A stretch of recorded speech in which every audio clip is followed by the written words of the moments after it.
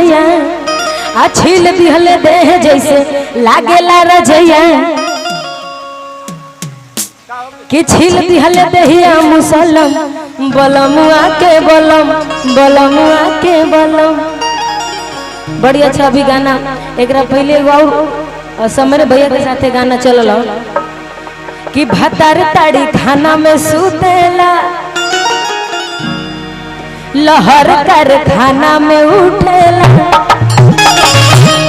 अभी देखिए हमरा सब बचत का कई गाना गायक बजो निजा